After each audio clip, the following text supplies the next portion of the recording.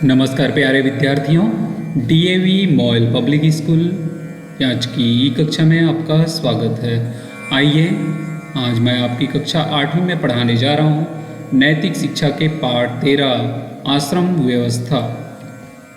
वैदिक समय में हमारे जीवन को, मनुष्य के जीवन को व्यवस्थित ढंग से चलाने के लिए आश्रम व्यवस्था का निर्माण किया गया था और इसी आधार पर हमारा समाज व्यवस्थित रूप से चलता था।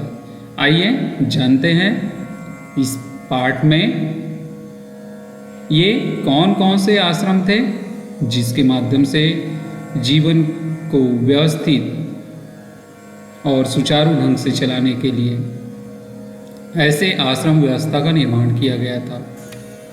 आश्रम व्यवस्था हमारा समाज व मनुष्यों से मिलकर बना। अगर हम समाज को उन्नत और सुव्यवस्थित देखना चाहते हैं तो इसे बनाने वाले मनुष्यों का जीवन और उन्नत साथ ही साथ सुव्यवस्थित होना चाहिए। इसी उद्देश्य को ध्यान में रखकर प्राचीन काल में ऋषि मुनियों ने मनुष्य जीवन को 4 बराबर भागों में बांटा था और इसी 4 भाग को आश्रम कहा जाता था और इस व्यवस्था को आश्रम व्यवस्था कहा जाता था। मनुष्य की औसत आयु 100 वर्ष मानी जाती है। इसी आधार पर मनुष्य के जीवन को 25-25 वर्ष के 4 बराबर भागों में बांट दिया गया और जीवन के प्रथम भाग को ब्रह्मचर्य आश्रम 25 वर्ष की आयु तक, द्वितीय भाग को गृहस्थाश्रम 25 से 50 वर्ष तक की आयु, तृतीय भाग को वानप्रस्थाश्रम 50 से 75 वर्ष की आयु और चतुर्थ अर्थात अंतिम भाग को संन्यास आश्रम का नाम दिया गया और इनकी जो उम्र सीमा है वह 75 से मृत्यु पर्यंत अर्थात 100 वर्ष तक रखा गया। इस प्रकार से इन 4 भागों में आश्रम व्यवस्था को बांटा गया। प्रत्येक आश्रम में सुविधा अनुसार आयु को थोड़ा बहुत घटाया बढ़ाया जा सकता है। विभिन्न आश्रमों में मनुष्य से अलग अलग तरह के कर्तव्य पालन की अपेक्षा भी की जाती है। इस प्रकार से मनुष्य जीवन को व्यवस्थित ढंग से चलाने के लिए ऐसे 4 आश्रम निर्धारित किए गए थे। इसमें हम सर्वप्रथम जानते हैं ब्रह्मचर्य आश्रम। ब्रह्मचर्य आश्रम जन्म से 25 वर्ष तक की आयु को ब्रह्मचर्य की अवस्था माना जाता है। यह आश्रम अर्थात जीवन का यह समय ज्ञान प्राप्ति और जीवन की तैयारी के लिए माना जाता है। बच्चा अपने माता पिता से कई तरह का ज्ञान प्राप्त करता है। 8-10 वर्ष की आयु में बच्चे को शिक्षा के लिए गुरुकुल भेजा जाता था, जहाँ युवावस्था के होते तक गुरु के पास रहकर वे विद्या ग्रहण करते थे। परंतु आज के समय में थोड़ा सा अंतर आ गया है। आज घर में ही रह के विद्यालय में बच्चे विद्या ग्रहण करते हैं। जिस समय में बच्चा स्कूल और कॉलेज में विद्या प्राप्त करता है, जीवन के उस भाग को ब्रह्मचर्य आश्रम का नाम दे सकते हैं। ब्रह्मचर्य आश्रम जीवन रूपी भवन की नींव के समान है। जिस प्रकार एक ऊंचे और पक्के मजबूत भवन बनाने के लिए नींव मजबूत करना पड़ता है, वैसे ही जीवन को उच्च और अच्छा बनाने के लिए हमें बाल्यावस्था में हमारे जीवन को, जीवन रूपी जो बाल्यावस्था ब्रह्मचर्य आश्रम है, उनके नींव को मजबूत करना होगा। इस काल में विद्यार्थी जो भी सीखता है उसको वह जीवन भर काम में लाता है। अर्थात विद्या ग्रहण करना,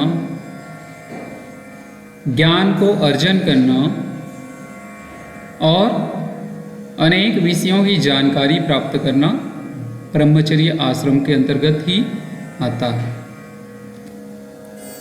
जैसा कि ब्रह्मचर्य आश्रम में विद्या ग्रहण करते हैं, इसलिए इनको बहुत ही महत्वपूर्ण माना जाता है।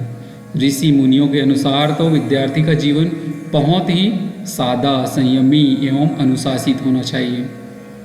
विद्यार्थी के लिए 5 लक्षण भी बताए गए हैं। काक चेष्टा वको ध्यानम स्वान निद्रा तथैव च।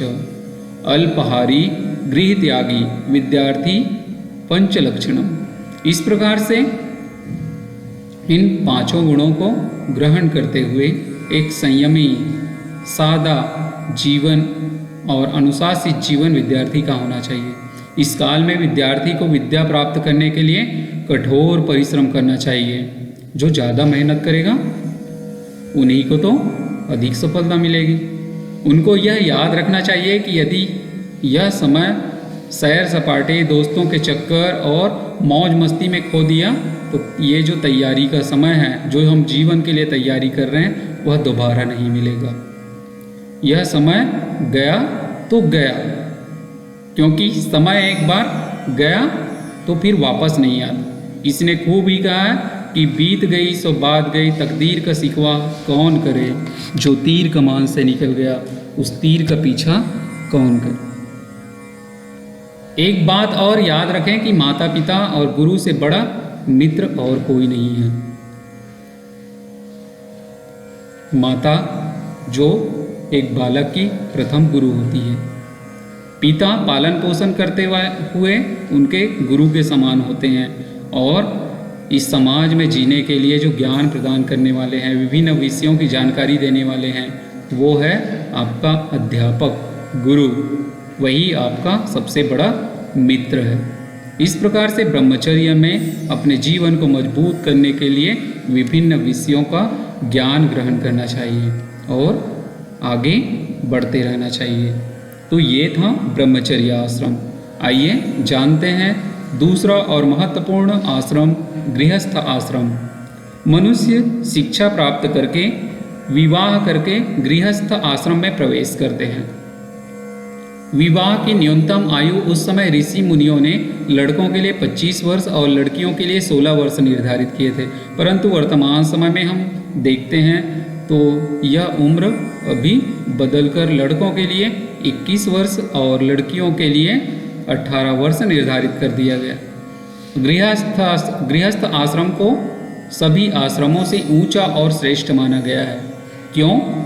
क्योंकि बाकी जो 3 आश्रम हैं, ब्रह्मचर्य, वानप्रस्थ और संन्यास, इन सभी आश्रमों के मनुष्यों के लिए भोजन, वस्त्र तथा अन्य आवश्यकताओं की व्यवस्था गृहस्थी ही करते हैं। गृहस्थी होते हैं वे अपनी संतान का पालन पोषण तो करते ही हैं, साथ ही साथ देश, धर्म, समाज, इन सब की सेवा भी करते हैं। देश की रक्षा, सब वस्तुओं का उत्पादन, वितरण, न्याय, शासन व्यवस्था, समाज की सुख समृद्धि की व्यवस्था, ये सारा काम एक गृहस्थी व्यक्ति ही करते हैं। इस कारण से गृहस्थ आश्रम को उच्च और श्रेष्ठ माना गया है।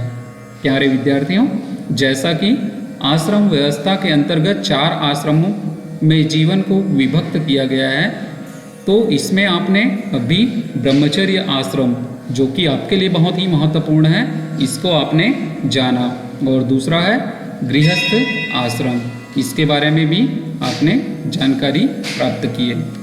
वानप्रस्थ आश्रम, इसको अगले वीडियो में प्रस्तुत करेंगे। इसके पश्चात अब आपको करने हैं अभ्यास कार्य।